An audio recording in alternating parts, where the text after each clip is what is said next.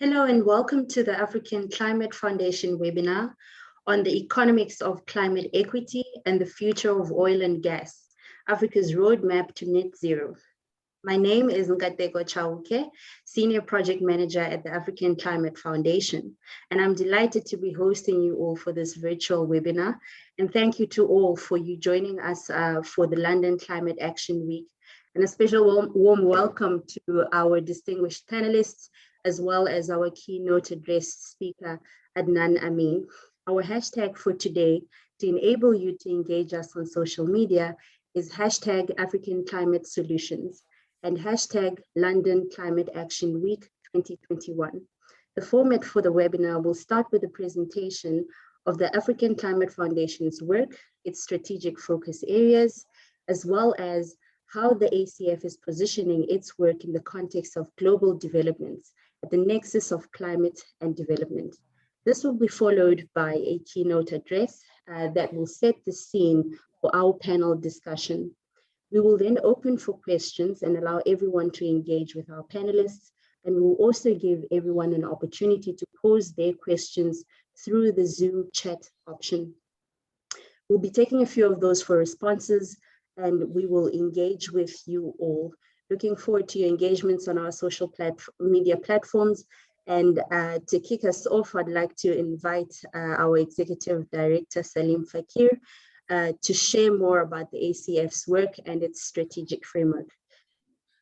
Thank you, Kateko. It feels strange to be in London virtually, but nonetheless, a great opportunity to share some insights about a very new foundation that's been established in Africa, particularly in South Africa. Just to say to the audience, we are happily 1 year old, and we are already quite active, not only in South Africa, but looking to expand our work on the rest of the continent. And we just released on Africa Day our new strategic framework, which I would take the opportunity to share.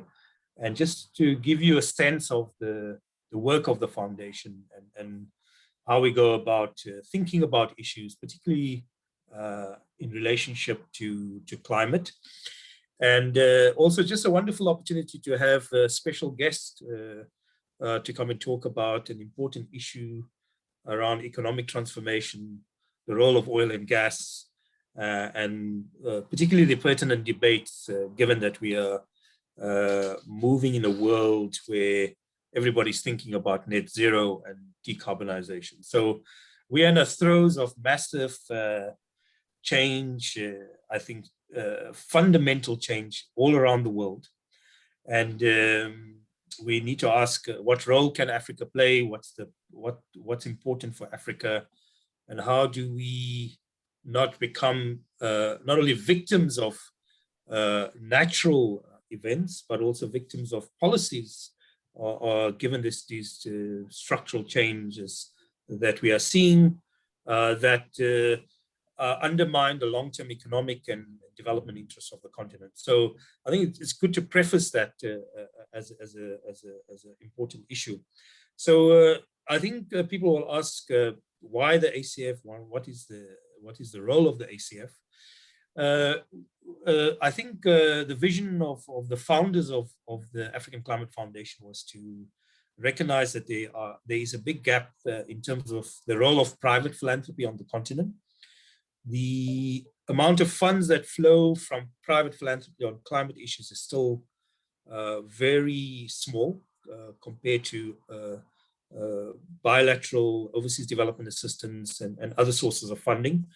And the ACF is really set up to facilitate strategically not only thinking, but the nature of what kinds of investments are important. And we would be working with other private philanthropies and foundations to find a way to enhance and strengthen climate work on the continent.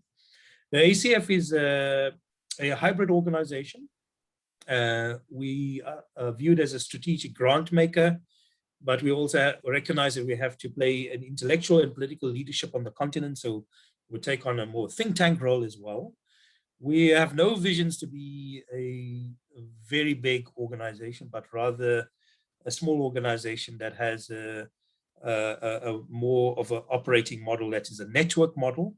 And we would definitely be looking to build in ecosystems and infrastructure for different partners and potentially grantees and other players to deliver on the core theme of our strategic framework, which is around the climate and development nexus. The strategy that is available on our website, and I hope we can share the link with the audience via the chat, is now available. It's a living document. It's by no means a final document and a final say on the complex and broad issues of climate and development on the continent. It is a document that is more directional. It gives an indication of our thinking on these issues and how we try to merge climate concerns with developmental concerns. So that's really the approach we're taking. The document arose out of a wide consultation that was undertaken by the ACF team directly. It involved also drawing on research and work of other parties, both within the continent and outside of the continent, to help us to think of what is important. The strategic framework has also involved active participation and contribution from the African Climate Council, the board, and many other parties that have been crucial for the early phase and development of the African Climate Foundation. For the audience to know that there are 3 areas that we are interested in and of importance to Africa. And they're important not only from a long-term emissions trajectory of the continent, but are vital to the economic vitality and sustainability of a variety of economies across the continent. And they are energy transitions, land use and agriculture, and urban transitions. In the energy space, we know that electrification is really an important goal to achieve in the next decade, particularly in sub-Saharan Africa. There is poor provision of electrification. In fact, there are close to 600 million people without electricity, despite the vast resources. So there's a paradox. We have vast resources of oil, gas, solar, wind, geothermal, hydropower, and coal. But we obviously are also looking to a future where we need to move away from fossil fuels and to actually harness more renewable resources. So the opportunities are immense. And I think Adnan Amin, who will give the keynote address, will talk to this. But why is electrification important? It's not only important from a climate point of view. Without electrification, there cannot be a diversification of African economies, which are highly commodity dependent at the moment. Without very strong and sustainable production sectors that are important and vital for future growth and exports. The energy sector is also vital. Electrification is also vital for the vitality of urban life, rural life, because people need digital access. Where banking facilities are poor, having digital access allows you to engage in transfer of funds through digital technologies. And is also important for agriculture, particularly in rural areas, in uplifting the economic opportunity for small-scale farmers who can connect better with new agricultural knowledge, be able to access finance, and to be able to sell their goods. So you can see the relationship from a climate development nexus. On one hand, we are trying to solve, to instigate and catalyze a clean energy revolution on the continent. On the other, that very clean energy revolution, which is important in terms of Africa's future global emissions, are also vital for nurturing deeper economic development and growth on the continent. And this is really what the core DNA of the African Climate Foundation is, and it's going to be with our partners on the continent and also outside of the continent. So this is a core thread, and I think it's important that the strategic framework be read with that lens. There are also many cross-cutting issues that we are interested in, particularly youth, gender issues, climate justice is vital, and also climate and health nexus is also an important issue. We are interested in investments in climate investments, whether they're about adaptation and resilience, or whether they're about mitigation, that they provide other co-benefits in terms of jobs, building sustainable economies, and also allowing this model of diversification that I just talked about. So enhancing through climate investments, the uptake of digital infrastructure, other sorts of clean infrastructure, and in industrial development are also core. As we know, the region is in January this year signed up to the African Continental Free Trade Agreement. A core part of that is to promote regional integration, inter-regional trade, and to also seek to find ways to beneficiate the African economies around industrial development and manufacturing. And this will become even more vital as the globe decarbonizes. And there's a convergence between the green revolution and technology revolution with the expansion of digital technologies. Many of these new technology waves are highly dependent on critical minerals like cobalt, lithium, graphite, rare earths, etc. And a vast amount of those resources are actually on the African continent. So Africa is pivotal, not only in terms of its ability to deal with climate vulnerability, but its contribution to decarbonization globally needs to be understood. And that the decarbonization that is taking place and invested in other parts of the world, in Europe, for example, with the European Green Deal, in China, which is looking to have climate neutrality by 2060, and the US is doing that. They are all going to drive a surge in investment and the development of new technology wave. And the demand for critical minerals is going to be crucial, and it's therefore very appropriate for Africa to align its own needs to develop a response to climate change, but also catalyze leapfrogging and development of cleaner technology, that its participation in decarbonization is able to extract the maximum benefit given its natural resource, which is wind, solar, plus also its other natural resources like critical minerals that are important for the continent. So I will just end by a few closing remarks.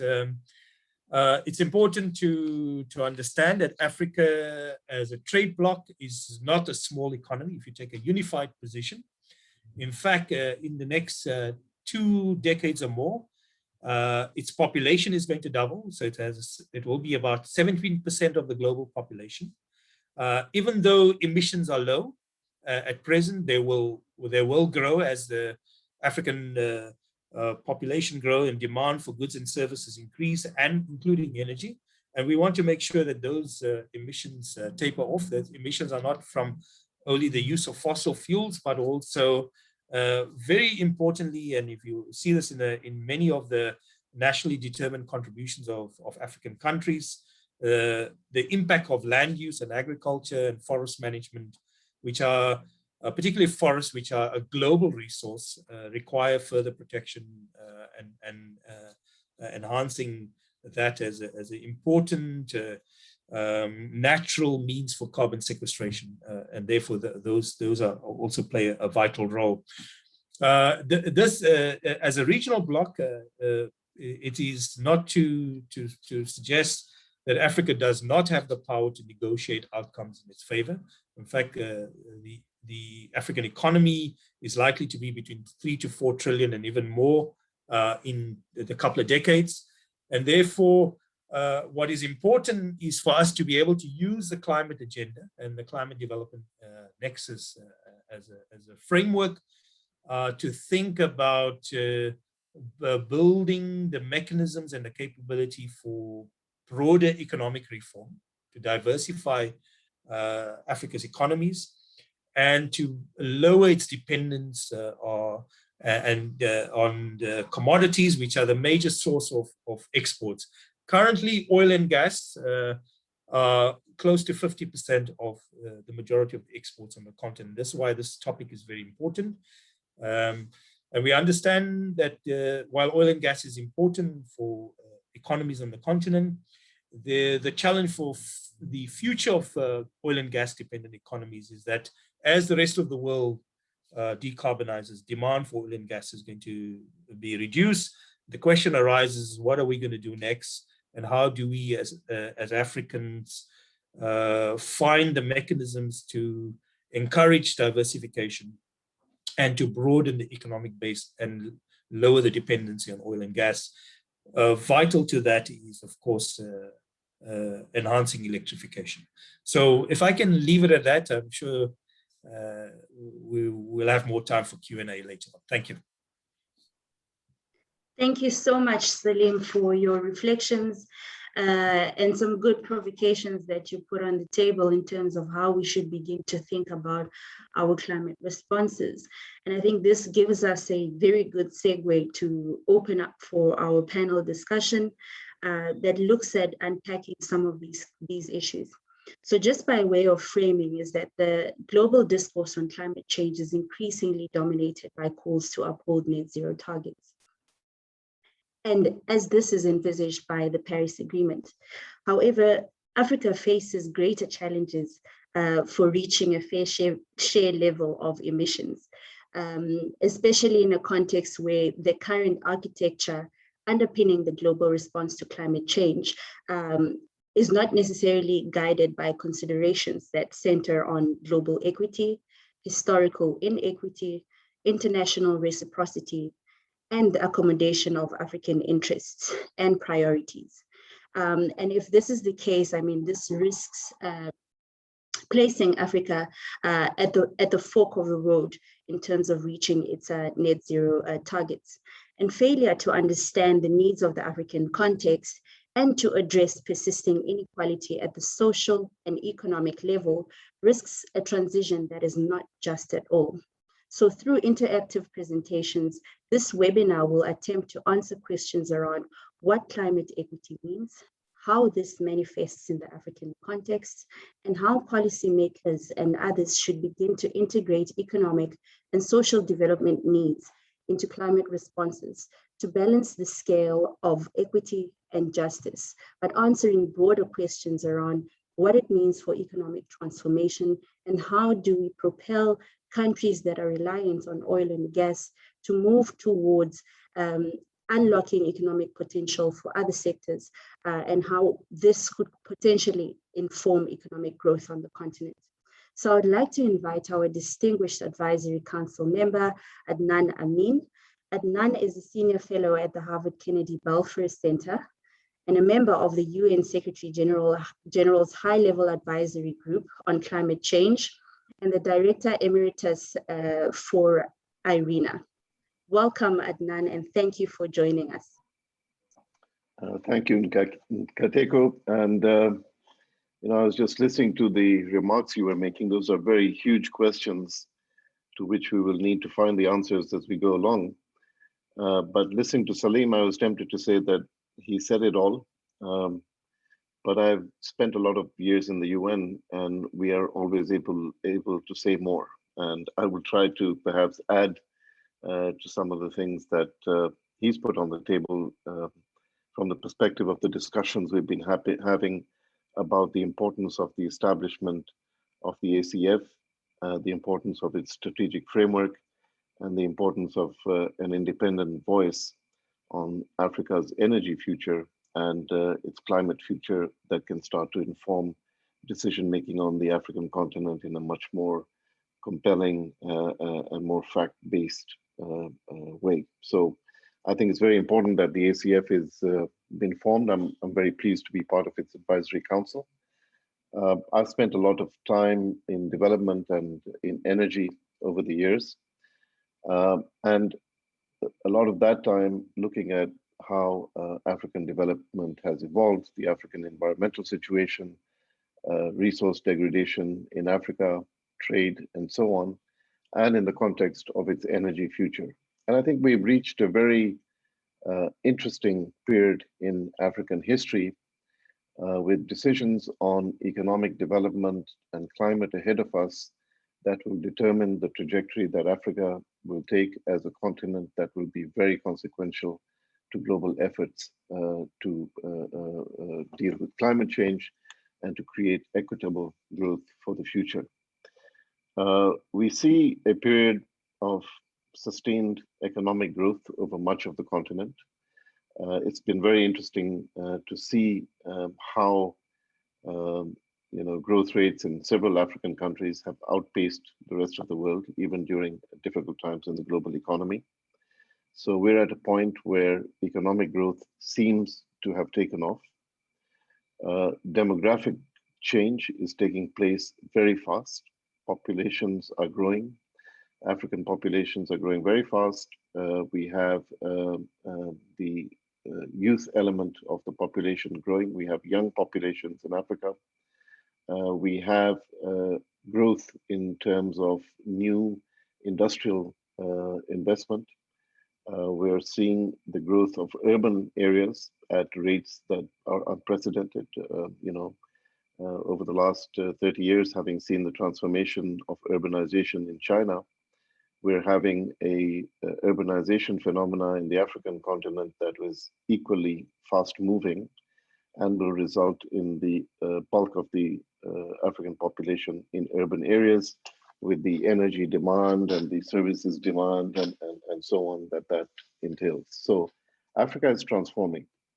Africa will be facing making decisions on its future in a very short period of time in a fast evolving situation in which today climate change has become a major determinant.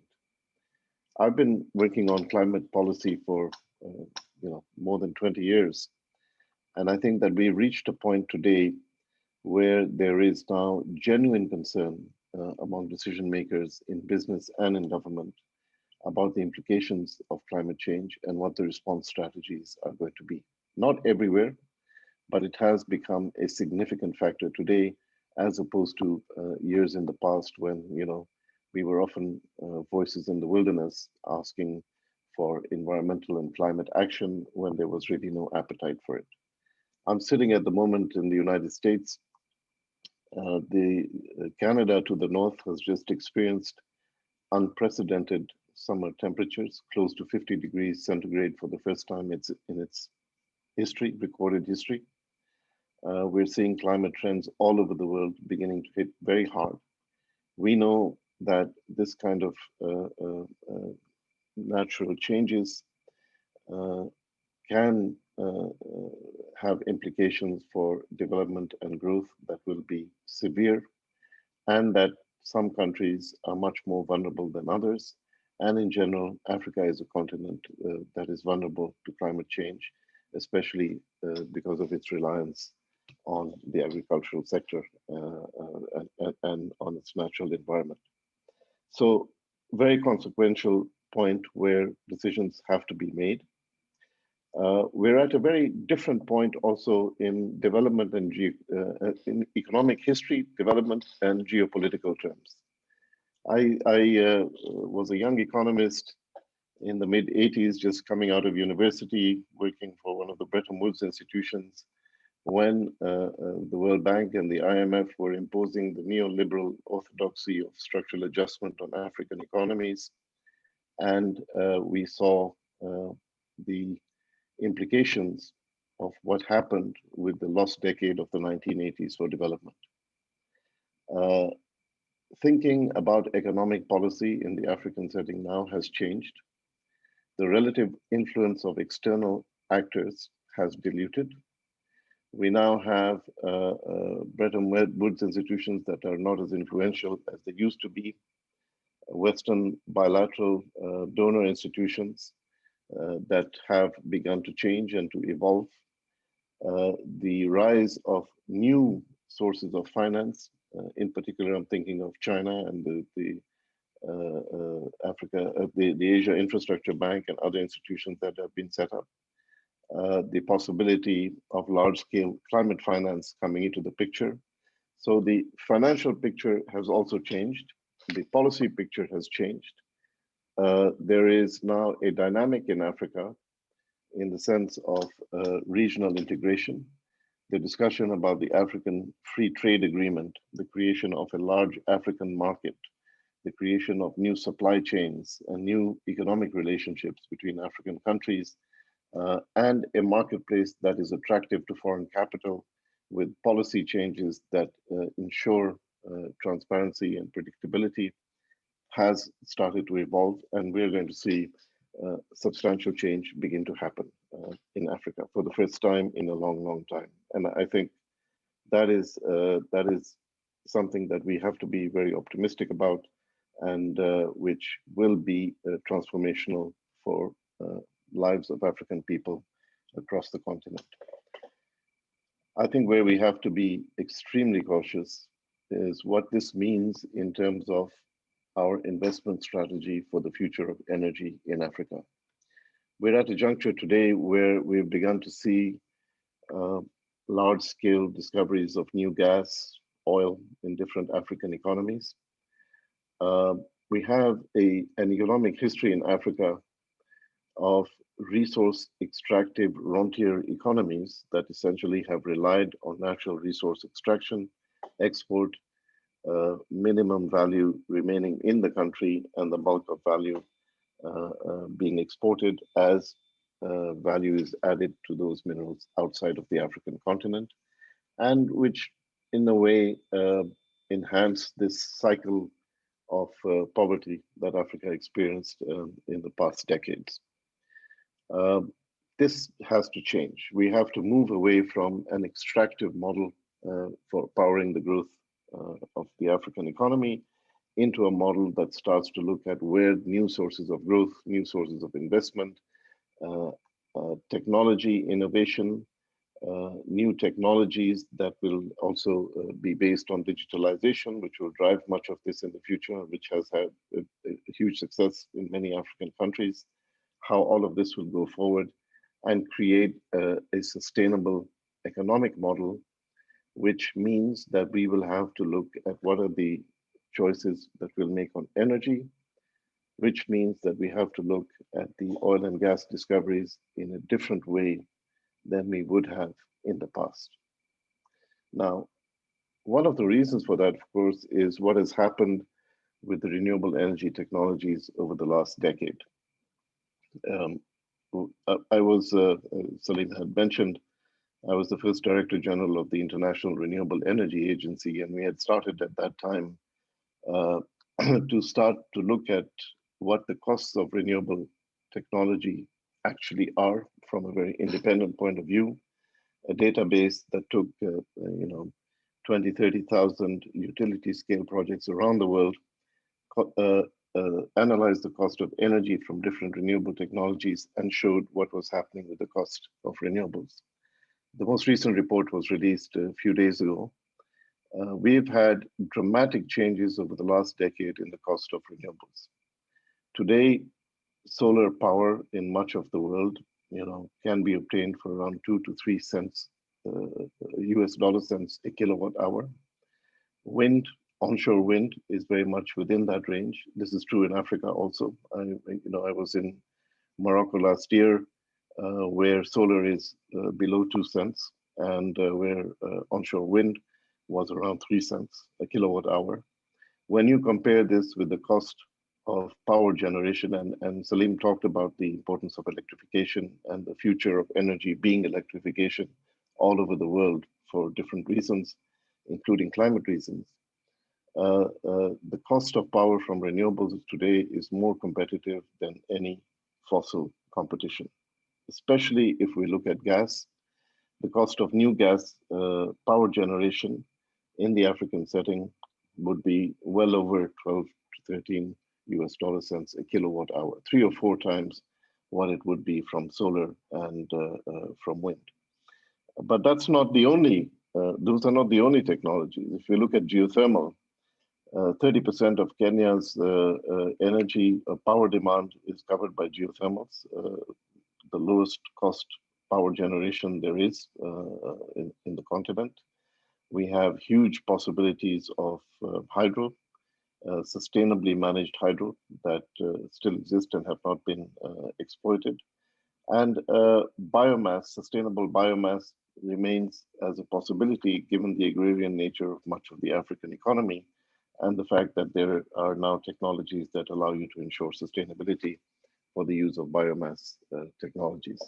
So I think the options as far as renewables are concerned are huge. They require an infrastructure for decision making that still needs to be put in place. They require a policy framework for enhancing the risk profile or reducing risk for renewables investment in countries, giving predictability to investors, giving transparency in the marketplace, reducing political risk. Technology risk has already reduced due to increased knowledge being spread. And we're seeing now that in Northern and Southern Africa and parts of Eastern Africa, renewables investment has become a fast-moving part of the energy transition and which will begin to dominate power systems in many of those countries. Large parts of the continent still unelectrified. It's a continent that still has the highest rates of energy poverty. We have close to 600 million people that don't have access to modern energy services. But the encouraging part of this is the speed at which this number is going down due to decentralized generation, the availability of off-grid possibilities, especially for solar, hybrid grids, mini grids that are being deployed in rural areas in Africa. That has begun to change this picture quite dramatically. And as Salim said, the availability of modern energy services in many parts of rural Africa is a life-changing experience in terms of both productivity, health, and prosperity for rural populations. The risk right now is that we have very powerful fossil fuel companies that are involved in the exploration and production for gas and oil in Africa. We can see this in Eastern Africa, Egypt, Southern Africa. We have before us the experience of petrostates in Africa, such as Nigeria and Angola. We've seen what the implications of development of oil in petrostates has been in terms of wealth distribution, in terms of political power, in terms of governance. And we have very powerful actors that are influential in political decision-making in African states that are pushing hard for Africa to move in the direction of investment in infrastructure for gas and for oil. At a time when the global momentum towards energy in the future is moving decisively in the direction of renewables, and where the problems of intermittency with renewables are being overcome by storage technologies and digitalization and AI and management of power systems in flexible ways that have really begun to make a huge difference. If Africa decides to move in the direction of billions of dollars of investment in a future of hydrocarbons, oil and gas, where the risk of stranded assets is huge for African economies in the future, then we will be faced with a situation analogous to what we had in the 1980s as a lost decade for development, as African countries take on huge amounts of debt, that will have to be repaid at some time, but as the assets in which they have invested steadily become stranded assets. We can see already this tendency in developed economies. If you look at Europe today, there are very large European utilities today which are finding it cheaper to install and run new renewables as part of their power systems rather than to keep existing fairly new gas plants going. We have gas plants shutting down across Europe and utilities looking for buyers for those gas plants in developing countries being sold at record cheap prices with very few takers. I think we have to be very aware that the choice that faces Africa in terms of its energy future today will be extremely consequential to its future prosperity.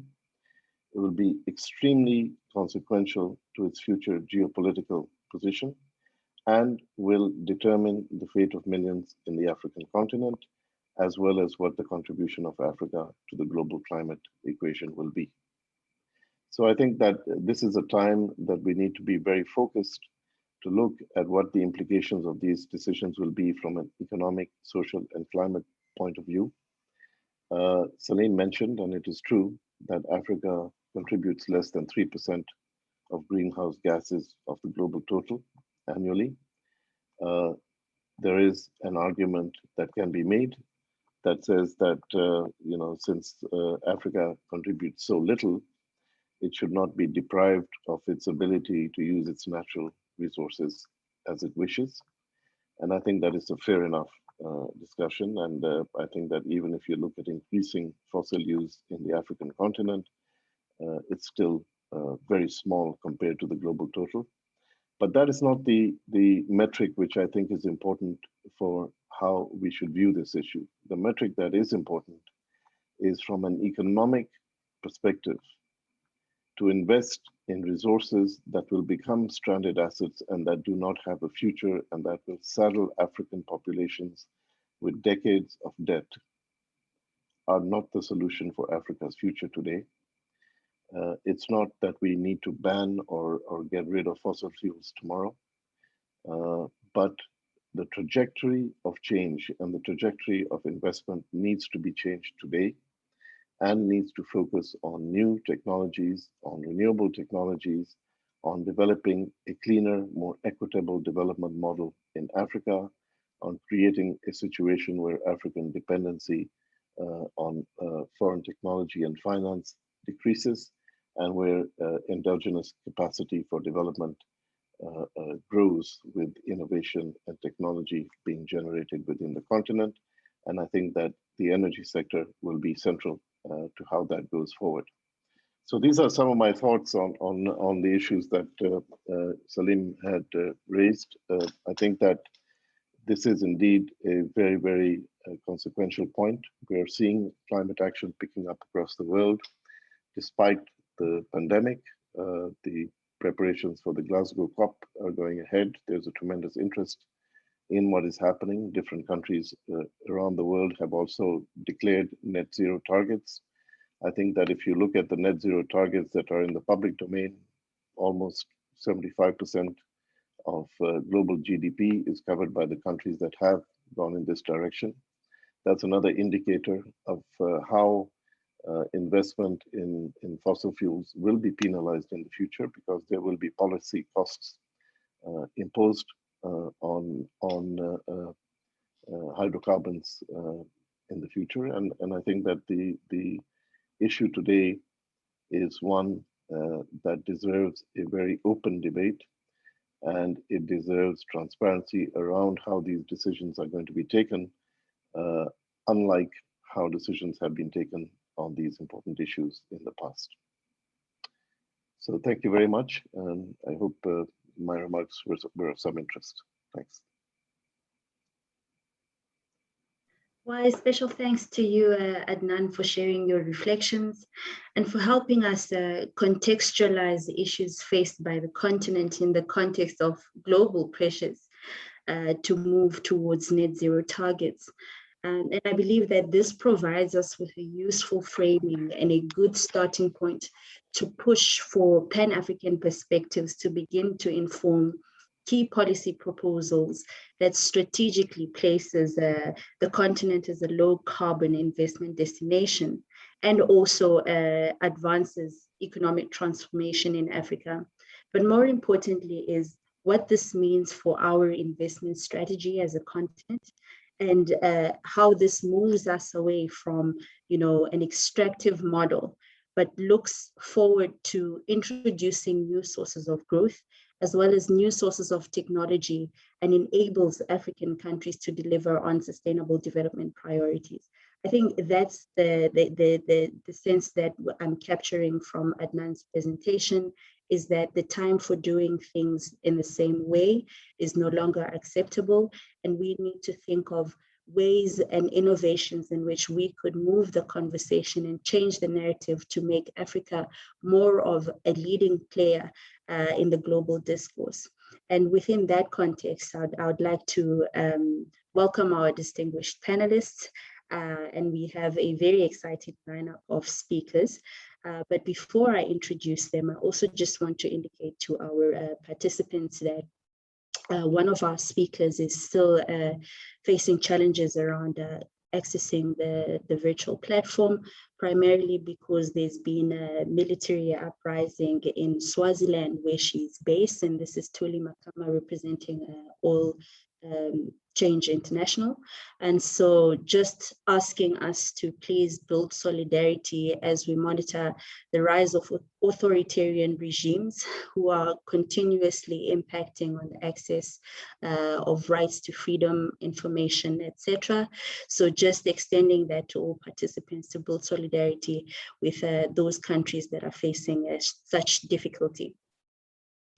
So our speakers for the session include Dickens Kamugisha. Mr. Kamugisha is the Chief Executive Officer of the African Institute for Energy Governance. He will be speaking to us on what a just transition means for the African context, specifically for trade and industrial development as alternatives to extractives. As mentioned by Adnan in the keynote address, is that we need to look to other economic potentials that unlock activity at various sectors of the economy. He will be followed by Odunayo Owiniyi, who is the co-founder and COO of PiggyVest. She also sits on the advisory board of Train Future, as well as the Gender Lens Acceleration Best Practices Initiatives and the International Finance Corporation's Women Entrepreneurs Finance Internet Initiative. Odinayo will present to us around how we could potentially explore and unpack ideas around what oil and gas reliant economies such as Nigeria should do in response to global pressures to achieve net zero targets, including perhaps the types of activism that we could begin to envisage as we move towards reaching our global emissions targets. So I welcome you all and looking forward to your very insightful contributions. To kick us off, Mr. Dickens Kamugisha, please, the floor is yours. Yeah, thank you very much, Kateko. I'm happy to be in this meeting, and I'm happy to have listened to Salim and Adnani's presentations. I think they were very, very important. The issue of the need to change from the way we've been doing things, where Africa has been a place for extraction, where we need to have policies that can actually encourage Africa to become productive, to become a participant in the energy agenda. And Salim, I think, again, he's talked about the contribution of Africa's greenhouse gas emissions. We are confronting these questions every other day, and where they are telling us, our governments are telling us that in Africa here, we are not actually contributing or causing climate change. But the question is actually, Africa is the one that is now suffering most of the consequences, because people live on nature, survive on nature, and as a result, anything that any impacts of climate change actually impact us much more. Regarding the question of energy, clean energy and energy transition and its relevance to trade and industrialization, I just want to try to make sure that I bring in some specific examples that can help us look at the energy transition that we are talking about. What does it mean to transit, and transit from what? If I use an example of a country like Uganda, just in the last 15 years, it's when we've been trying, or the companies from the West have been trying to exploit oil here. And we've been engaging them to know that, this is the time when we should be transiting from these energy sources to cleaner sources that can support equitable development, that can enable us ensure that we achieve both social and economic transformation, that we should not be investing in these energy sources that are actually that are responsible for most of the challenges we are facing in as far as climate change. And unfortunately, that discussion as to whether a transition should move from fossil fuels to renewable energy, it appears our governments in Africa, while they understand there is a problem of climate change, they haven't appreciated that they must be the ones to drive the agenda. They must be the ones to negotiate the capital, the foreign direct investments that are actually fit, that can actually support that social and economic transformation that is going to ensure that we don't face the challenges of climate change. The discussion, I think, is not yet there. And that's why in a country like Uganda, my country where I operate from, in the last 15 years, the companies from the West have injected over $4 billion in the oil sector. And in the next 5 years, they are also planning to invest over $20 billion again in the oil and the gas sector. And they are projecting all those huge profits. And unfortunately, they are not telling us the impact of exploiting those resources, the impact of investing that money to exploit gas and oil resources, and how those impacts are going to cost us in terms of our water resources, in terms of our tourism sector, in terms of our wetlands. No one has taken the initiative to cost those impacts. Instead, the people are being told that, we are going to create jobs, we are going to provide the clean energy for you. They actually also call it, if they want to generate power from heavy fuels, they say once it is generated, it becomes clean energy. And the people tend to understand that actually now we are going to get energy. No one has gone to explain that actually, or to appreciate that actually these ones, the costs are going to be much more. The second point that I would also want to talk about is who is the way the investments are determined. While we are talking about the need to shift and the need for each and every country and the participant to contribute in the energy transition and to stop the impacts of fossil oil and gas in the world, we haven't seen anyone who is saying, actually, this is the definition that is going to enable us attract these kinds of investments. It appears that people who have the money are the ones determining where to invest. There is no global consensus at the moment to say for these sectors, because they affect the global common good, we should not put there the investments.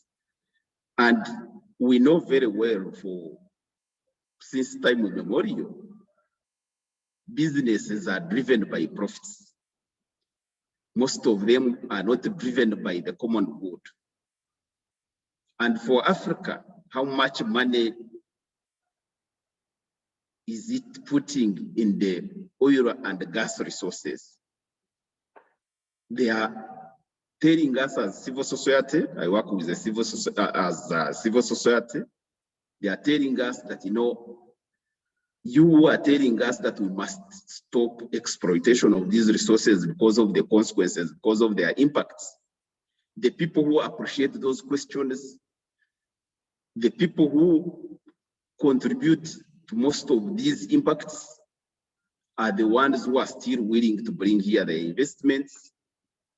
And those investments, for example, if you are talking of oil and gas, here in Uganda and most of the African countries, they actually do the production sharing agreements, where companies bring money for exploration, bring money for building the infrastructure, and they start earning profits after the exploitation has started.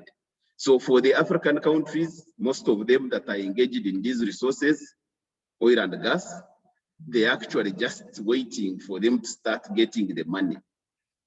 Most of the companies that are coming to exploit here, they are the ones dictating the quality of the environmental and social impact assessments that would have enabled us to actually assess whether we should go for these projects or not. In other words, enable the citizens to understand the impacts of those resources. But the quality of those environmental and social impact assessments are normally dictated by the people who are conducting them, by the people who have invested the money. So at the end of the day, you'll find that even the African country, most of these poor countries, they actually are not in control of the right information. So their capacity to make the policies, to implement those policies is still very, very difficult for them. Secondly, you find in Africa here, when you hear that Africa contributes 3% of the greenhouse gases, actually the issue is because most of the people are actually not getting the energy that is supposed to be consumed. We have evidence, for example, in Uganda here, that every year, our over 45 million Ugandans consume around 25 billion metric tons of wood. So the government is, once in a while, is telling the civil society and other people who are saying we must transit, that for now, we are looking at how we can divert people from cutting down the forests in search of firewood, in search of fertile land for agriculture. So we are willing to use every opportunity to actually move our people from those crude energy sources. But at the same time, they also recognize that actually the impact of those extreme energy sources where they are going to is actually huge, and it is actually the one pushing people going to forests because the land is no longer fertile, because of the unpredictable dry seasons, because of many, many things. So there is that dilemma that in terms of who is going to determine the policy formulation and implementation, it is still a big challenge. The third issue that I would also want to share is about the people themselves. Africa cannot actually make a huge contribution to the just energy transition and in a manner that can impact or can stop the impacts of climate change when most of the population is not informed, is not involved in decision making. I still think that, right from the time when the Paris Climate Change Agreement was put in place in 2015, the global community, including Africa, has not really done enough to mobilize the citizens to understand and to appreciate the sacrifices that must be made for us to transit from energy sources of fossil fuels like oil and gas that actually contribute heavily on climate change.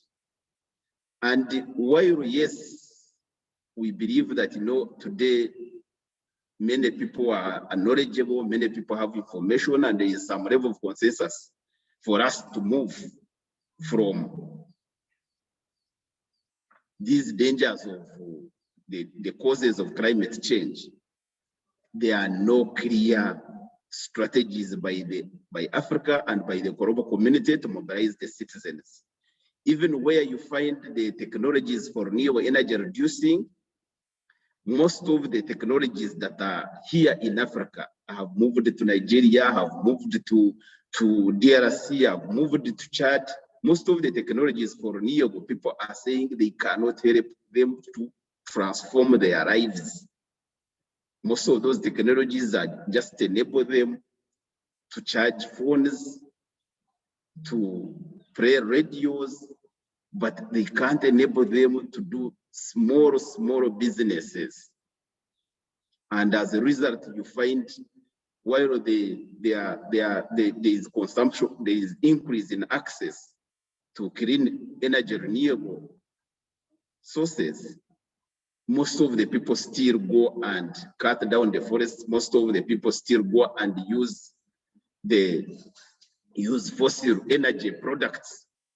And I would believe that, if there was a strategy to mobilize the citizens across the globe, and particularly in Africa, where clean energy is still a problem, I think would make a huge inroad.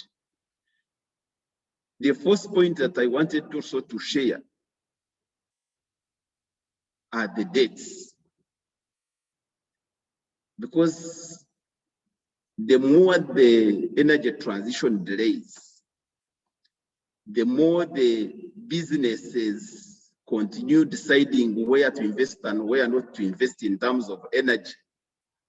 Most of the African countries are getting entangled in more debts. And I believe that, whether it is a trade, whether it is industrialization, all these countries that are getting entangled in more debts are going to find it extremely difficult to make a huge contribution in transiting from fossil fuels like oil and gas and lead on the energy transition, because the debts incapacitate most of the governments in terms of making decisions, in terms of their capacity to attract good investors or good investments that are low in emissions, investments that can ensure resilience to climate change impacts. So it is a big challenge that, while all these delays are happening, and while there are hopes that actually in the next maybe 20, 30 years, the global community must come up and must appreciate and change. So the change that we are talking about, there are many things that are happening right now which may actually incapacitate our capacity to transit. And that would mean that, many of the countries, or the biggest part of the world, will not contribute effectively to the needs of climate equity and climate justice. That is one of the challenge that we are facing. The fifth point that I would also want to share is the governance. And that is the climate justice that we would want to talk about, because I believe in the struggle to fight impacts of climate change by transiting from dirty energy sources to cleaner energy sources, we must ensure that there is good governance. We must ensure that those who are aggrieved must get justice. But it is unfortunate that most across Africa right now, the judicial systems are too weak, very corrupt, and sometimes you even don't know, because without a strong and effective judicial system, it becomes very, very hard for the people who are looking for justice to get justice, and for the people who are actually causing injustice to get punished. It becomes very hard. If you go to most of these African governments, you'll find mostly the environmental cases and human rights abuses are the cases that have been in court for 10 or over 10 years, and nothing is happening. The 6 points that I would want to share is about the freedom to operate. Because I believe that in all the struggles to ensure that we transit from oil and gas threats and we go to cleaner renewable energy sources as a basis for our trading, as a basis for industrialization, we need to make sure that we make the right decisions. Decisions that are informed by research. And we need to make sure that that research is done based on the dynamics of each and every state, each and every region. If we don't do that, you will find that, the people who dominate, even within Africa itself, they are going to continue making decisions that are not necessarily equitable, that are not necessarily just to the majority of the citizens. And the hope that actually there is some consensus that climate change is real, and there is need to do everything possible to move away from the causes of climate change, may actually get disrupted or may get delayed. So we need to mobilize everyone.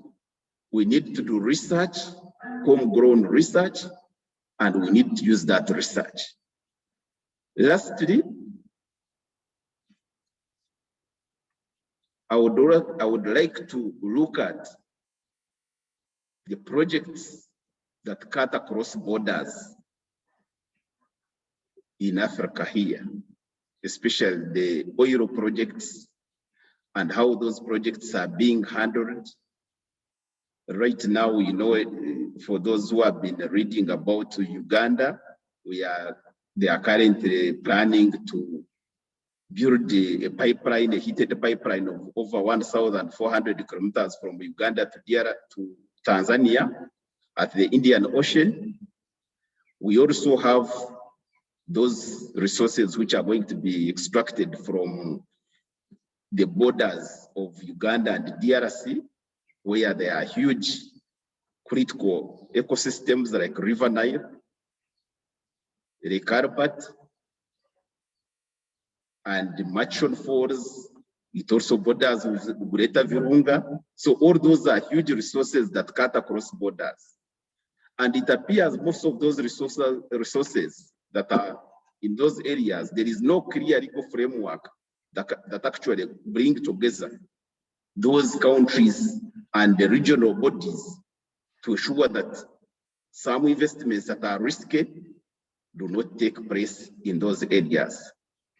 And I believe that, that transboundary challenge will also cause trouble in defining how you transit in dealing with those resources, to make sure that those resources that cut across borders are not exploited because of the weak legal system, are not exploited because of differences in the way countries deal with each other, but are managed in a manner that it takes into account the needs of the people and the needs of the continent.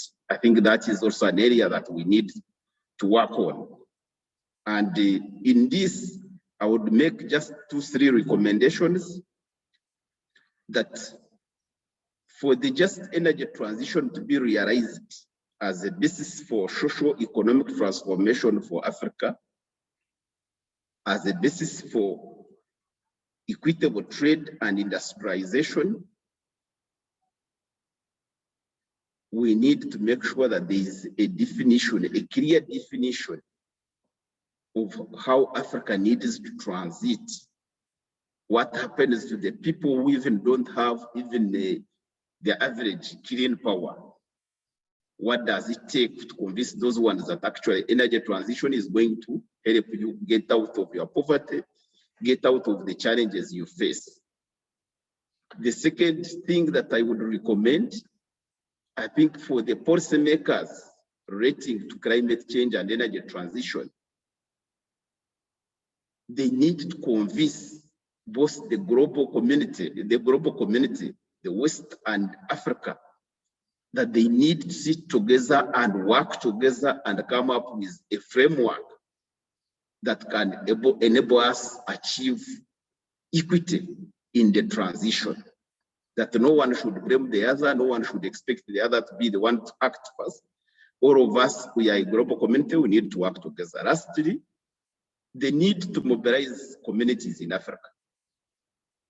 I don't think that no decisions are going to be taken by only people who sit on the table, and you decide for over 90% of the people who don't reach the tables, and you, by coincidence, you get the just energy. I don't think it would be possible.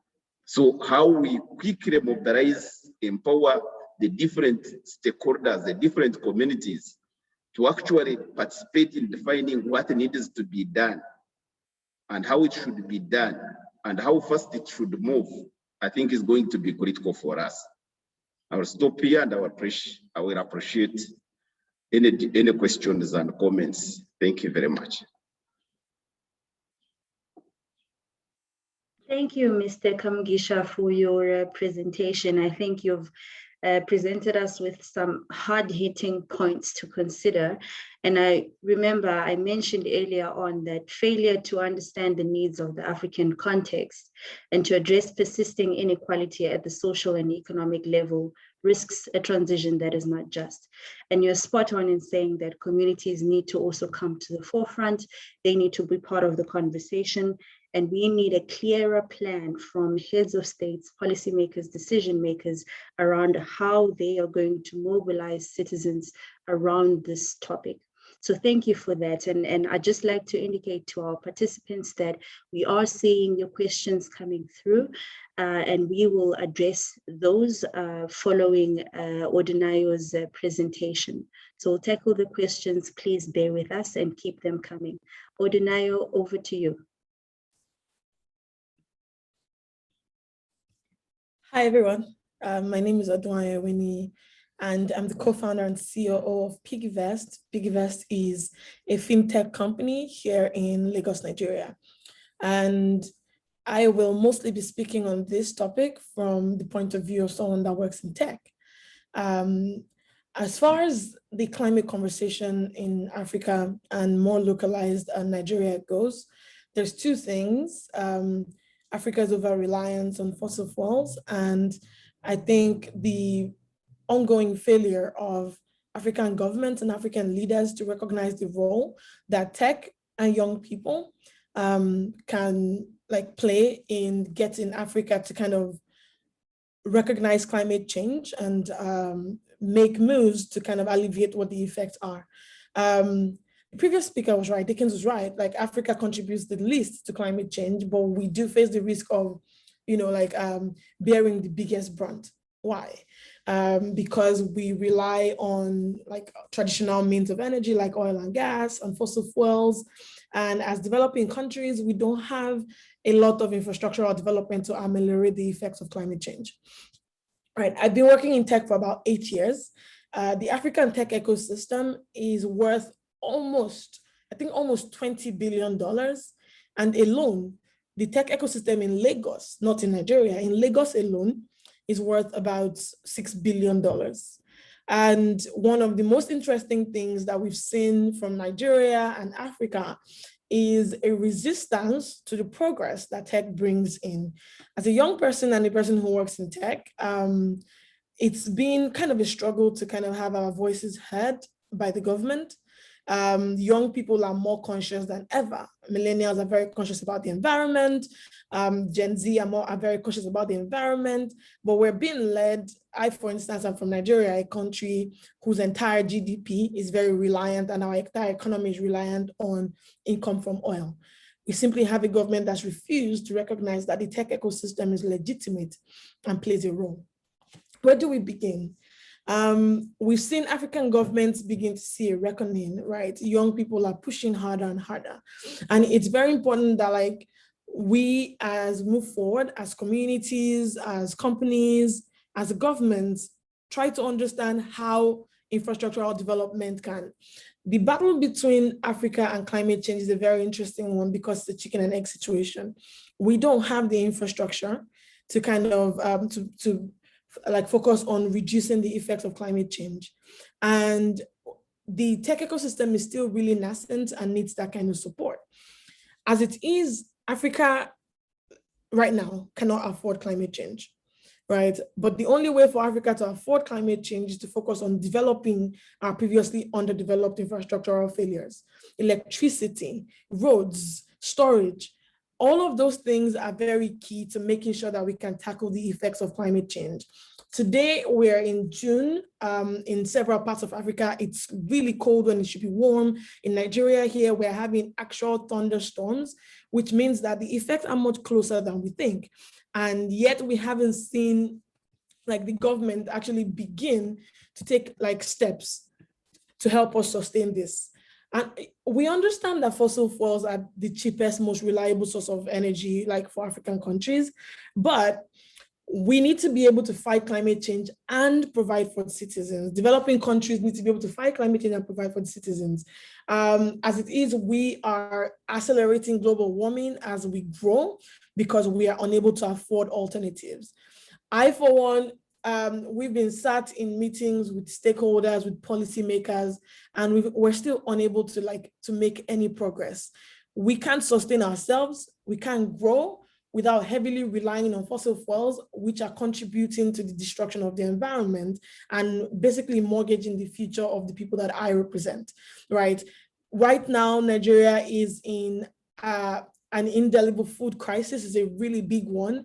And across Africa, we can begin to see the effect of locust infestations impacting food growth and food availability in many of these countries.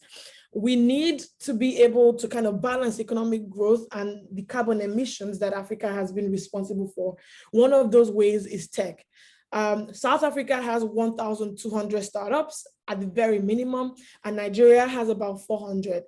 Kenya is home to about 700 startups, and a lot of these companies require the support of the government and the leaders and Western countries to kind of help to move the countries that they are situated in forward, right? Tech companies are historically some of the most effective ways to move continents and countries away from the old ways of doing things, but we cannot do that if we don't have supporting policy, right? So what research has shown that most developing countries that are able to decrease their poverty rates have to increase rates of carbon emission.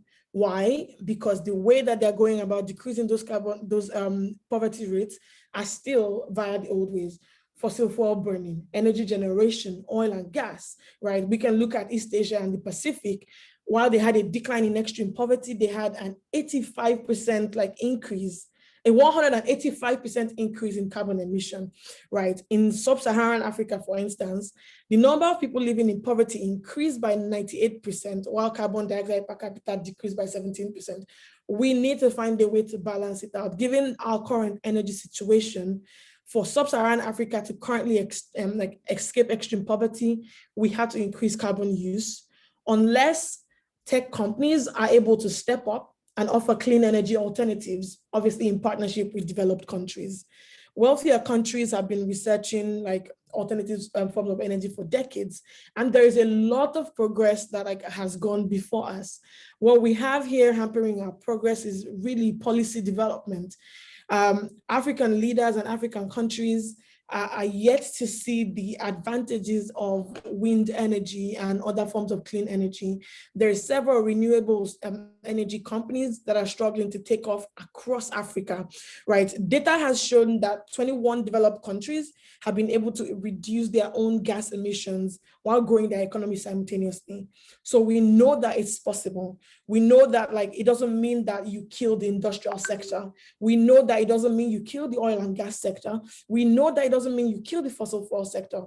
Countries like Uzbekistan, Switzerland, Bulgaria, Czech, they've all demonstrated that you do not need to shrink like your industrial activities to be able to like reduce your carbon emission and your contribution to climate change. What you really need is cleaner energy alternatives funded and supported heavily by the government of those countries. I've actually been studying like the impact of climate on the African environment for a while. One of the things that we also have to look at is education, right? Education is a really huge factor, right? 50% of Nigeria is in extreme poverty. The same stat holds across Africa. People cannot care about what they do not know about.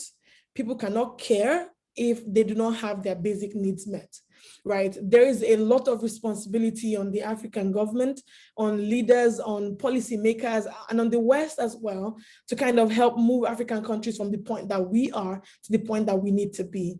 There's almost half of Africa is subsisting on less than $3 a day.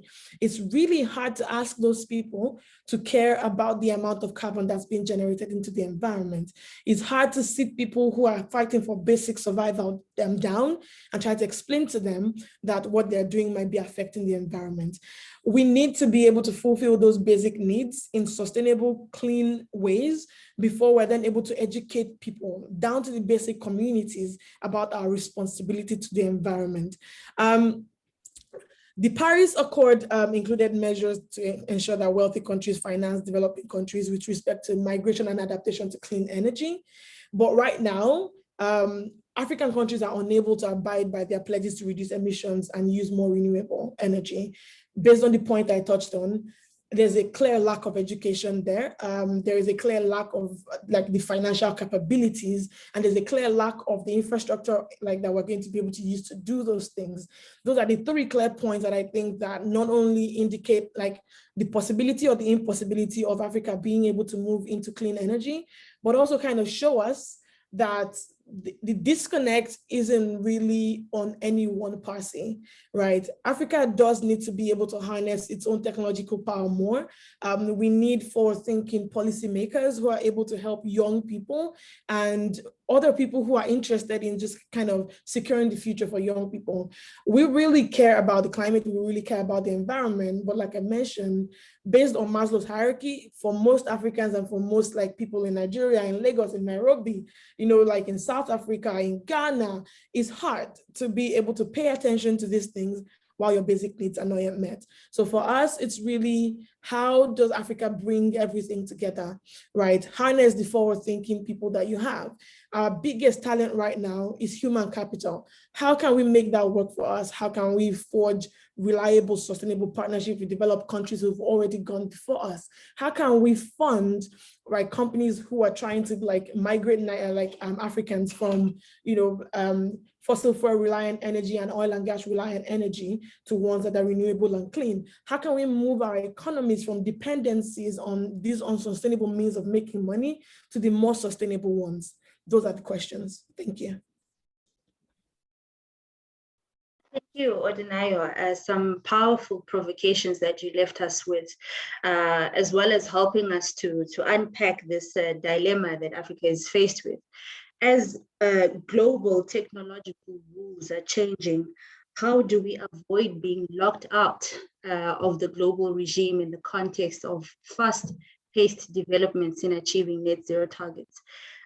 So really, you've given us some food for thought around that, but also what I'm getting from your presentation is the fact that young people need to be at the center of the conversation, as well as we need forward-looking policymakers that help us draw the connections in these conversations. I'd like to move us to the questions, and I see we have a few from the floor.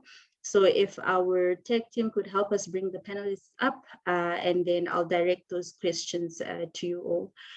So a question from Nicholas Haslam, who says, thank you, but what about gas as an interim measure in the transition from coal and oil, which is part of some NDCs and could be part of the energy mix in the next decade?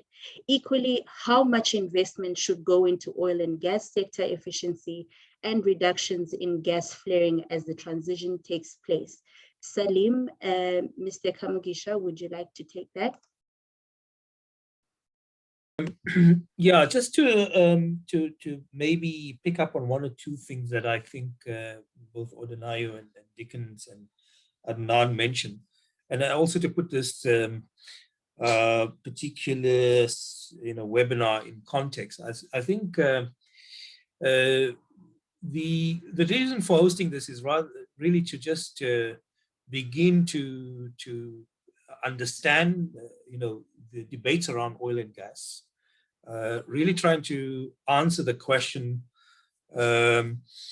what is the incentives that are driving these countries to continue to adopt and invest in oil and gas, despite the fact that there are structural shifts happening elsewhere in the world. These incentives are a very powerful motivations for effectively what is a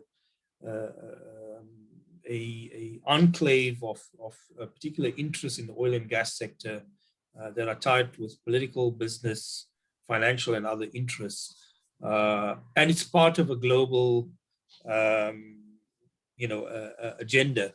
So the puzzle on oil and gas can't be just solved from the African side. It has to be dealt with as a global challenge, because there's a demand, even though Europe and America and so on are cutting down on coal, there are other parts of the world like Southeast Asia where coal is not going to necessarily decline immediately, but it will reach peak and it will decline. But gas demand and oil demand will continue.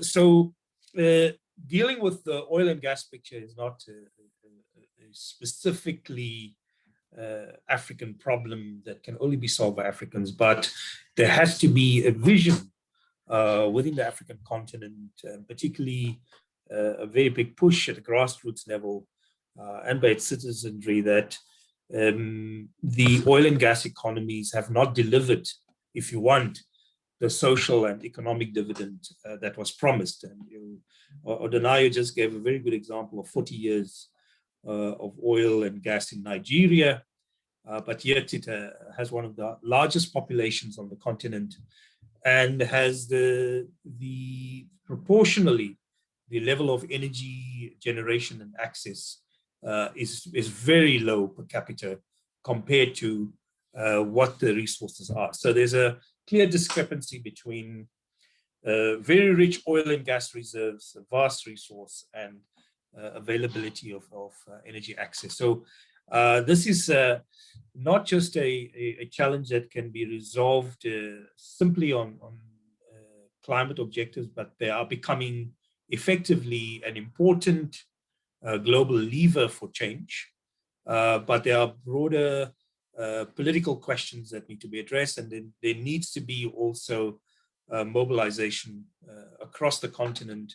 And I think Dickens also talked about trans-boundary work in Southern Africa. That's really crucial. We're in the phase of new gas.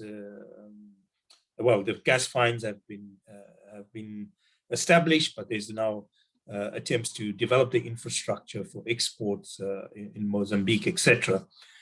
So there is an understanding that even in the next decade, these exports will continue because the demand is also elsewhere, even though the sources of supply are in Africa. If you just took a map of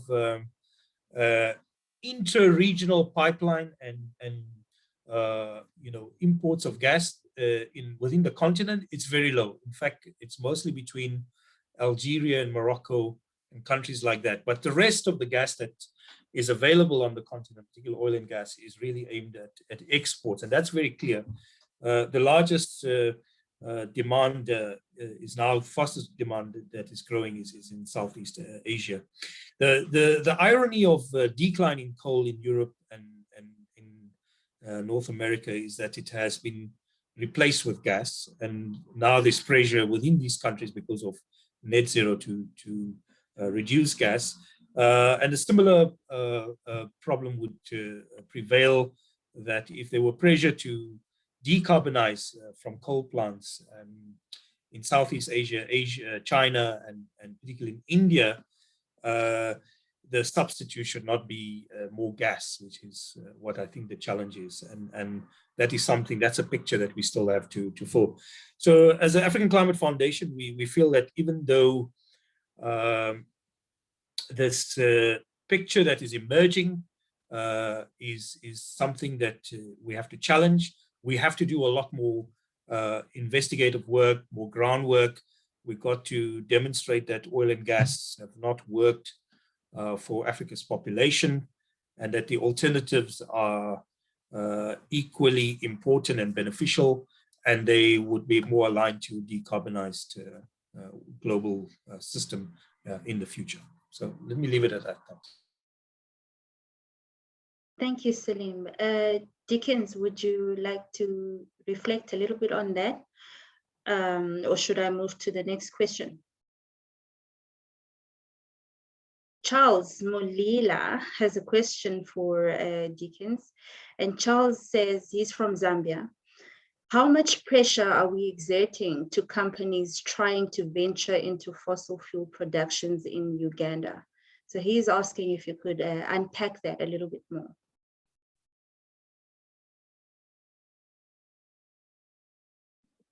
Yeah, thank you very much, Charles. I think the question here in Uganda is very, very tricky. If you look at how the government of Uganda, the decisions it is making, the contribution it is making, it is as if actually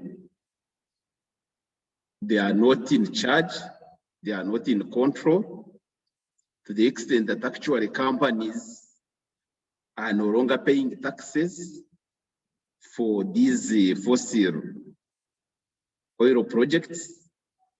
And I suspect because maybe the oil, the attractiveness of oil is reducing. And currently we're asking, if these companies are not even paying taxes, why are they here? What do we expect to get from this? Are these projects still relevant? And yet we are getting burdened by debt by these projects. So I don't think that personally I can actually give an answer to this, but these are questions that I think African governments must consider and must look at critically. And I think all of us who are in these discussions must understand, because I think Adnan said that actually sooner than later, most of these infrastructure for oil and what will be abandoned, but they will be abandoned at what cost? If these governments are still saying, no, if you are interested in investing, bring the money, invest, hopefully that the government will get money without understanding the consequences, without understanding that the global movement is actually to shift away from these fossil fuels. And for that matter, I think even when you are allowing these investments in your country, you must be careful. But we still see that some of our countries are not doing the right things. They are not doing, taking the precautions. So it is a big challenge, and all of us, we need to discuss and see how best we can come up with a solution. Thank you. Thank you, Dickens. Chris Opio also raises an interesting angle. His question is really around the fact that we are increasingly pressured to transition towards reducing emissions. However, Western companies are the ones that are financing these new discoveries. And increasingly difficult is civil society and activists' chances at convincing governments to move away from considering such investments. How do we rethink the kinds of activism that is required to pressure governments into making more strategic decisions around investments? Over to you, Dickens.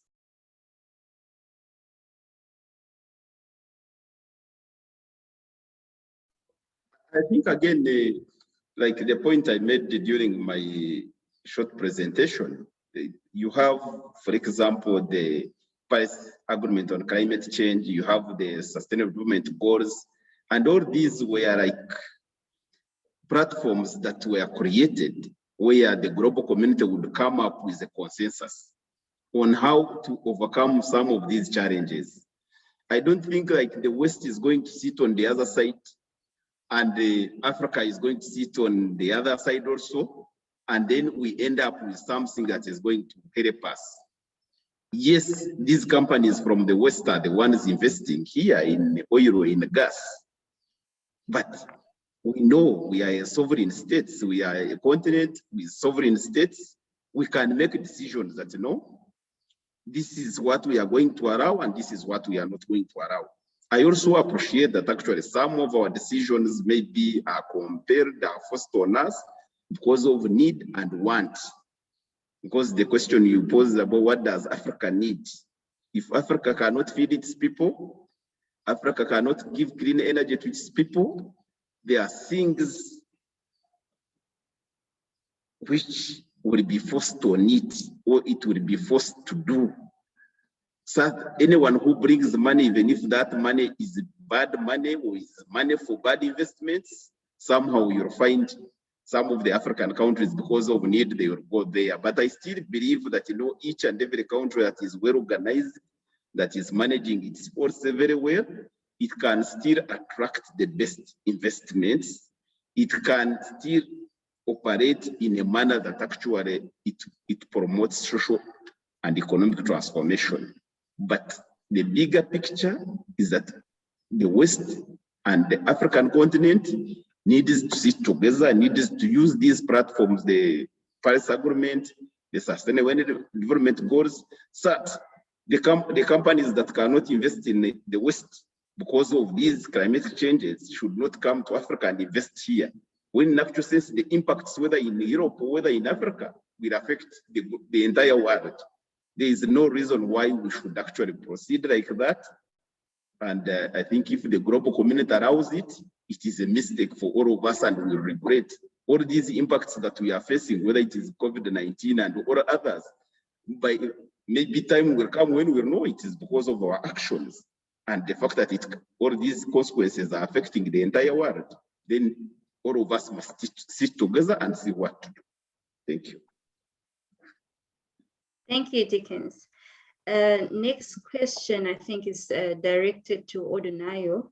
It's from Ariampa Brighton, CEO of Youth for Green Communities, who is asking, he's saying that the adverse effects of oil and gas greatly affect young people, women, and other vulnerable groups who are often excluded from political decision-making and policies that run the oil field and its associated projects.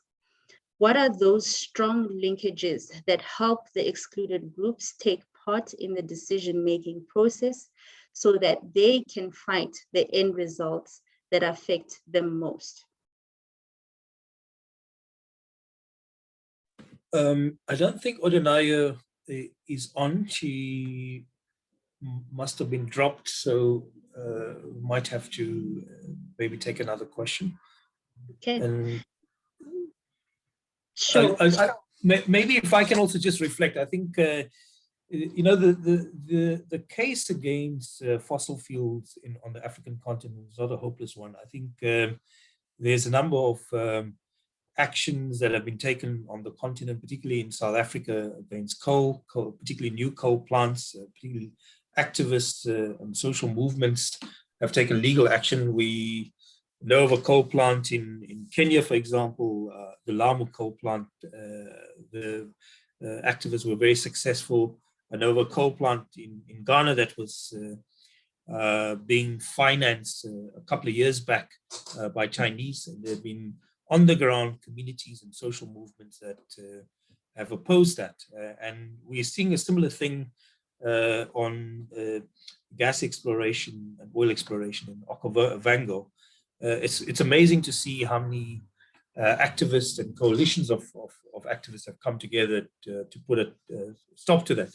I think the harder question to answer, particularly for oil and gas countries and very high dependent commodity exporters, is how do you bring about the alternative, not just from a clean energy point of view, but the transition from dependencies on oil and gas commodities as a major source of economic revenue to other forms of economic activity. And that requires a particular kind of transition. It is a political issue. And the only way in which one can bring about that transformation is mobilizing greater demands from citizens for that kind of change and that structural reform. That is very important. If that kind of level of accountability is not drawn on from the local level, the kind of climate transitions and climate development nexus opportunities that can be created would be limited in scope if only the focus is on denying further developments of oil and gas, but we do not create mechanisms for other types of economic opportunities and alternatives on the continent. And that in itself is the, I would say, the $1 million challenge and problem we have to breach that divide. I see Dickens wants to say. Yes, Dickens, please come in. Yes, I just wanted to add a small point on Salim's view, which is about the issue of who is going to make a decision that we should stop investing in sectors that actually endanger the world. Is it the one who is doing the business? Is it the one that is impacted by those activities? So the issue of the young people, if you look at Africa, for example, there is no doubt that the majority population is young. And if they are excluded, it means that the decisions will be left to only a few people. And the interest of the few people may not necessarily be the interest of those of the majority. So for me, I would think that, you know, by all means, the youth, whoever can mobilize them, whether they can mobilize themselves, whether they can be mobilized by civil society, by all other, like the Africa Climate Foundation and other groups, I believe they need to be mobilized. And I still think for us to go with energy transition that benefits, that works for Africa, the young people and all other stakeholders must participate in those decisions. How fast it is going to happen, that is an issue that all of us need to discuss. And I don't think that a policy that is going to take all its time without caring about the consequences and some of the risks that cannot be reversed is a good policy. We must look at the policies that look at the situation and the conditions of the day and be able to move. That's when it will work for people. This is in a country like Uganda here, where the government is investing huge amounts of money in controlling the youth because of the challenges that are happening, whether they are jobs, whether they are everything, the government is struggling to control them. And I believe if they were speaking, if they were participating, then you can actually see a policy shift in many of these discussions that we are having. Thank you. Thank you, Dickens. I have to say that we have time for 2 more questions. The one I'd like to direct to Salim, and the last one I'll direct to Dickens. So Salim, for you is Rachel Amongin says Africa is being encouraged to transition to renewable energy, which is good. However, correct me if I am wrong, but the best of my understanding is only South Africa has the capacity to finance the transition. So what happens to other African countries? How do you advise a country like Uganda that they can transition to renewable energy and avoid accumulating debt like it already has? That's a very good question. Just to share the South African experience, South Africa does have a lot more resources than other countries, particularly within the state budgetary mechanism and fiscal base, because it also has a very strong tax collection system and a very diversified economy. So that's really an important lesson to draw on. And the general pattern is that the more diversified economies are, the broader their tax base, the more they can do with resources. And I think that is really people talk about 2 things, public finance management, improvement in that.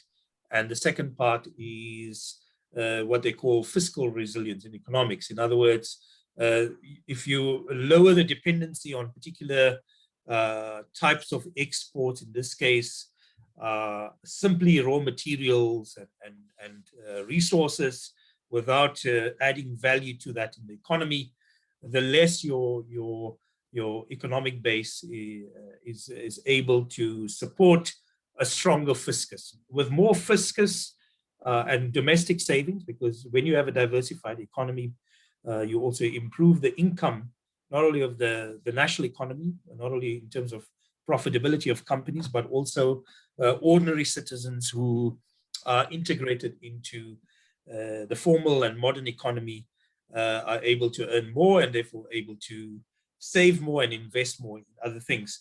All of those very foundational issues are very important for financing domestic infrastructure. The challenge we have in Africa is precisely that kind of economic transformation, and we need to create the citizenry and the base for that kind of economic transformation to happen. Otherwise, we are highly dependent on savings and borrowings from international sources, which can make the scaling of renewables an expensive proposition.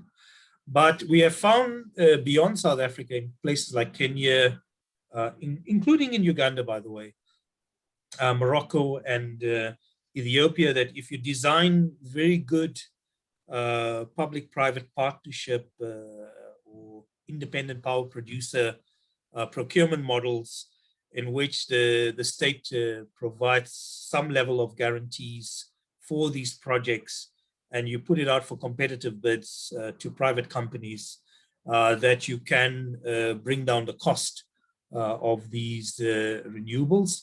On average, the truth is that despite the fact that we are able to do to some degree IPPs, but at a very low volume compared to the rest of the world, the cost per kilowatt hour of generation from renewables, even though it's lower than for other technologies, is still a lot more expensive than compared to peers in other developing countries like Southeast Asia, India, etc. So we have a challenge to bring these costs down, but that can only happen if we improve the economic conditions, if we can divert some of the resources from exports of commodities to strengthen the fiscal base and to create special types of funds for infrastructure. We can do it on a national level, sub-regional level, or regional level. We'll have mechanisms to finance long-term infrastructure on the continent. And people are looking at it, entrepreneurs, governments are looking at this. For example, mobilizing dual financing models using local currency. For example, in Nigeria, they are looking at investments in microgrids using the Naira, but financing some aspects of these investments through international capital and being able to balance the costs out between exchange rate issues and domestic financing. So these are doable, but it's a long haul infrastructure investment that in some places cannot be done by countries on their own, but they can be doing it in a sub-region. There are models for thinking about sub-regional, what they call clean energy corridors, where you can combine the resources of a number of countries to solve electrification challenges in these countries. And larger economies can carry the weight for smaller economies, but the benefit is across the board. So we haven't maximized, for example, regional power pools and their role on the continent, and these are opportunities that we should look at more closely. Thank you, Sirin.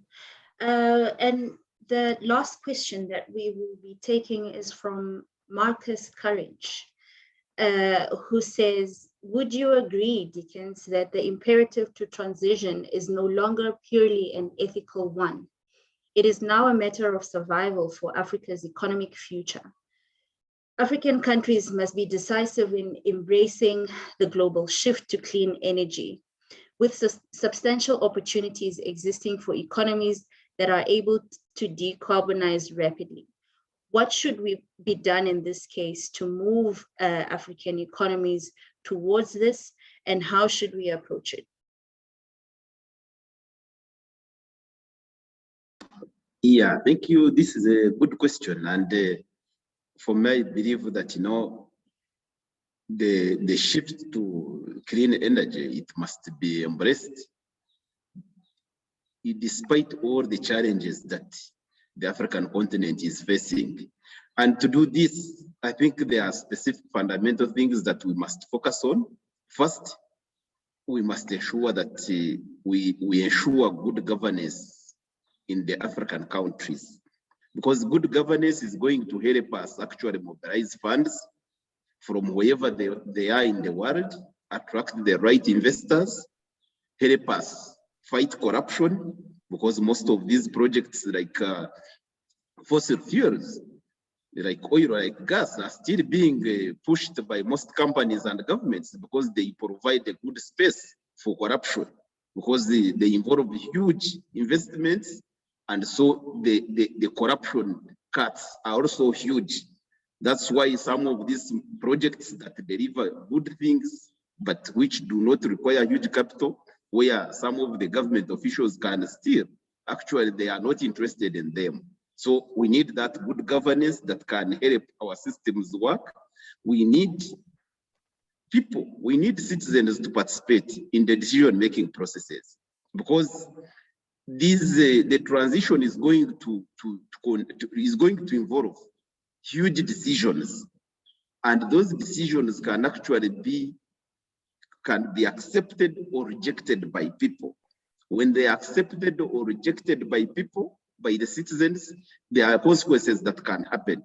So first and foremost, we need to mobilize people, or the governments need to mobilize people. People need to participate, and they need to know what they need and what they want. I think that is very, very key. The other thing that should be done is that I think the striking a balance between the West and Africa. I don't think Africa can do it alone. We must really appreciate that Africa still lacks the sufficient capital. Even if we do whatever we can, we still need foreign direct investments. And for that matter, Africa still needs to work within the frameworks of, say, Paris Climate Change Agreement, within Sustainable Development Goals. I think if we use those platforms, we can actually negotiate and ensure, yes, Africa determines its own agenda, but it works with the rest of the world. I would believe that can help us achieve much better and faster. Thank you. Thank you, Deacon. In the interest of time, I think this has been a very fruitful and rewarding conversation. I would like to invite our Executive Director, Salim Fakir, to share any closing remarks in terms of key takeaways from this conversation, as well as close the session for us. I think I won't be long, Kateko, just to also thank you and the panelists for helping us to reflect on some of the issues. Most pertinently, we've chosen the topic about oil and gas, but I think there's a generic message from it all, that the approach to dealing with climate issues on the continent has to be broadly integrated as part of a message and narrative about economic transformation. None of the long-term climate challenges, whether we talk from a resilience point of view or the evolution of the continent towards new types of energy technologies that don't depend on fossil fuels, fundamentally are reliant on a good and sustainable and robust economy, a democratic society in which citizens can participate, and in which levels of accountability, both within government and outside of government, can foster the form of change that benefits broadly the citizens of the continent in a more broader sense. So the climate agenda is inseparable from the broader development agenda and the politics of how development works. So I think we need to understand that. And I think that's really the message of our foundation, is that you cannot talk of emissions and adaptation and resilience without at the same time talking about what the nature of development and the characteristics of development looks like on the continent. I would say that the curse of resource dependency is one of our biggest challenges on the continent. And we have to break that if we are to grow more healthy, long-term sustainable economies. And we've seen that if we don't do that, sudden shocks like a pandemic can put us back many years. And it's essential that we talk of climate and resilient issues as part of a broader debate about economic diversification, resilience, and social resilience, because that ties to the broader justice issues. That's really our narrative as a foundation, and we try to literally bring that out in the example of the oil and gas debate. I think there's a lot more work to be done. There's a lot more research to be done. But we really wanted to illustrate through the oil and gas lens and bring home the message that if we are to solve the climate change challenge on the continent and to encourage new types of investments that are more aligned to a world moving to decarbonization, we have to talk about that other bigger picture called the economy. We have to talk about the other bigger picture called governance and democracy. And we have to talk about levels of investment that encourage lower dependency on commodities and more productive economic activity, which, by the way, is highly aligned to developing human capital and investing in people on the continent. That's really the importance of economic diversification. Thank you. But I want to thank everybody as well who have made this event happen, particularly E3G for inviting us to participate in this. Thanks. Thank you, Salim. That's it from us, and thank you all for joining us. Goodbye.